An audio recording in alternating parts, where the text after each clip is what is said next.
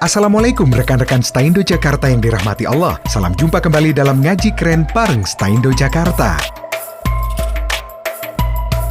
Rekan Staindo, kali ini kita akan ngaji keren tentang hujan, tentunya yang diulas dalam Al-Quran.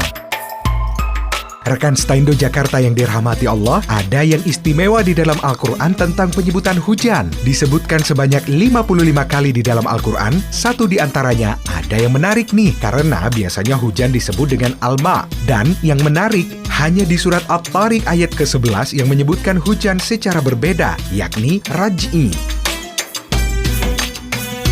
Dalam ayat ke-11 surat At-Tariq tersebut berbunyi, demi langit yang mengandung hujan. Dalam ayat ini, Allah bersumpah dengan langit yang mengandung hujan yang disebut Raj'i. Inilah yang berbeda dengan penyebutan biasanya di dalam Al-Quran, Al-Ma. Dalam kajian ilmu sorof, kata Raj'i menurut Ibnu Abbas, Ar-Raj'u maknanya hujan. Namun yang menarik dalam kesamaan kata Raja'a, dalam kata tersebut adalah yang berulang-ulang, berputar, dan kembali, serta diibaratkan sebuah roda yang terus berputar.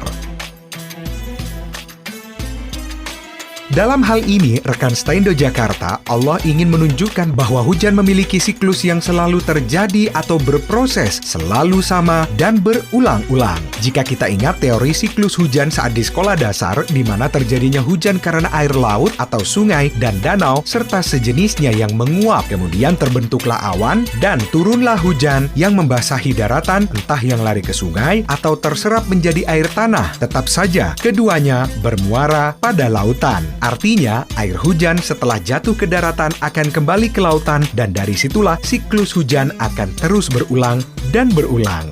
Bayangkan, Al-Quran yang turun hampir 1500 tahun yang lalu sudah menjelaskan tentang siklus hujan yang baru diketahui oleh umat manusia pada abad ke-15. Orang-orang pada zaman dahulu, sekira abad ke-7 sebelum Masehi mengira bahwa hujan terjadi dari percikan air laut yang tertiup angin ke darat, kemudian jadilah hujan. Pada tahun 1580, Bernard Palissy menyampaikan konsep tentang siklus air seperti yang dikenal dalam ilmu pengetahuan saat ini. Dijelaskan bahwa air laut menguap kemudian membentuk awan. Awan tertiup angin ke daratan, kemudian terjadilah hujan. Air yang turun dari hujan lalu membentuk danau, sungai, dan aliran air. Kemudian kembali lagi ke lautan, dan begitu seterusnya. Dalam buku Al-Quran versus Science Modern, menurut Dr. Zakir Naik, karya Ramadhani dan kawan-kawan, proses terjadinya hujan telah dijelaskan dalam Al-Quran. Bahkan, beberapa ayat menjelaskan tentang siklus air. Dalam surah Al-A'raf ayat ke-57, yang berarti, dan dialah yang meniupkan angin sebagai pembawa berita gembira sebelum kedatangan rahmatnya, dalam tanda kurung, hujan. Hingga apabila angin itu telah membawa awan mendung, kami halau ke suatu daerah yang tandus, lalu kami turunkan hujan di daerah itu. Maka kami keluarkan dengan sebab hujan itu berbagai macam buah-buahan. Seperti itulah kami membangkitkan orang-orang yang telah mati. Mudah-mudahan kamu mengambil pelajaran. Keren ya, rekan Staindo Jakarta. Al-Quran banyak menyebutkan hal logis dan dapat dijelaskan dengan ilmu pengetahuan yang ada. Ya iyalah, kan Al-Quran itu Al-Haq yang artinya kebenaran, dan Al-Quran itu adalah Al-Huda yang artinya petunjuk.